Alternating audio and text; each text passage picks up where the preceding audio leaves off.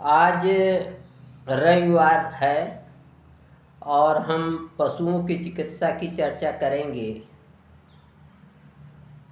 पिछले रविवार को मैंने पशुओं के होम्योपैथिक चिकित्सा की चर्चा की थी, मास्टिटिस थनैली के मामले में। आज हम पशुओं के मास्टिटिस रोग के इलेक्ट्रो होम्योपैथिक चिकित्सा की चर्चा करेंगे। जब गाय, भैंस, बकरी को मास्टिटिस रोग हो जाता है, स्तन प्रदाह हो जाता है, थनैली हो जाती है, तो हमारे पशुपालक भाई बहुत परेशान हो जाते हैं और वे उसकी चिकित्सा के लिए इधर उधर भटकते हैं और प्रायः यदि उनका रोग ठीक भी हो गया तो दूध की कमी आ जाती है। लेकिन यहाँ जिस हम इलेक्ट्रो होम्योपैथिक चिकित्सा की बात करेंगे, यहाँ थनैली रोग ठीक तो हो ही जाता है, इसके साथ ही साथ पशुओं के दूध में भी कमी नहीं आती है और पशु स्वस्थ भी रहता है।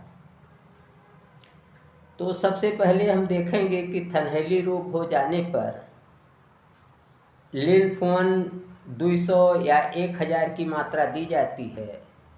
यदि हम लिनफोन को 200 शक्ति में देते हैं, पावर में देते हैं, तो इसे साप्ताहिक दिया जाएगा। और अगर इसे हम 1000 शक्ति या पावर में देते हैं तो इसे महीने में एक खुराक दिया जाएगा। इसके साथ ही साथ हम C1 की 100 गोलियां देते हैं। C1 की 100 गोलियां दिन में 3-4 बार देते हैं। इसके साथ ही साथ एक अन्य भी चिकित्सा मैं बता रहा हूँ कि A3/3 और C1 सेकेंड को भी दिया जाता है और एक प्रभावी नुस्खा है। C1 को कभी भी थर्ड डाइल्यूशन में नहीं देना चाहिए, क्योंकि C1 थर्ड डाइल्यूशन में देने से पशु का दूध सूख जाता है। तो इस तरीके से A3 C1 सेकेंड की तब ज़रूरत है जब स्तन में काफ़ी लालिमा हो और सूजन हो, कंजेशन हो, तो A3/3 और C1 सेकेंड डाइल्यूशन दिया जाता है। इसके साथ ही साथ बाहर से लगाने के लिए C5 और A2 का मरहम प्रयोग किया जाता है। पशु का सामान्य स्वास्थ्य भी पहले से बेहतर हो जाता है, क्योंकि यहाँ जो हम C1 प्रयोग करते हैं, C1 से यदि पशु की बच्चेदानी यूट्रस साफ ना हुआ हो तो यूट्रस भी साफ हो जाता है। और C1 जो है वैसे भी फीमेल इकोनॉमी की दवा है, इलेक्ट्रो होम्योपैथिक, और ये हर तरीके से जननांगों को, यूट्रस आदि को स्वस्थ कर देती है। इलेक्ट्रो होम्योपैथिक चिकित्सा पशुओं के लिए बहुत ही लाभदायक है। यह चिकित्सा आदमी जैसी ही है, ह्यूमन जैसी ही है। सिर्फ अंतर यह है, डोज का अंतर है।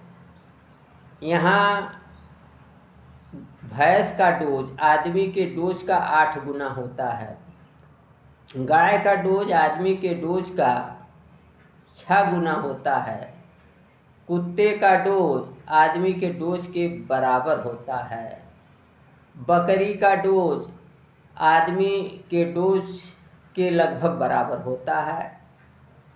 तो इस तरीके से केवल डोज का फर्क है, मात्रा का फर्क है दवाओं के। यहाँ यह मैं एक बात और बारीकी बता देना चाहूँगा कि यह डोज का फर्क जो है केवल जो है कम शक्ति की दवा के लिए है, प्रथम शक्ति की विशेष रूप से। जैसे आपको अगर किसी इलेक्ट्रो होम्योपैथिक दवा को, जैसे यहाँ हमने बताया, अगर थनैली रोग में आपको C1 का पॉजिटिव डोज इस्तेमाल करना है, मूल पावर में इस्तेमाल करना है प्रथम शक्ति में, तो यहाँ आप मात्रा भैंस का 8 गुना, गाय का 6 गुना कर लेंगे। लेकिन जहाँ तक पावर की दवाओं का सवाल है, जैसे C1 200 और लिनफोन 1000, तो यहाँ आदमी और जानवर यानी पशु के डोज में कोई अंतर करने की ज़रूरत नहीं है।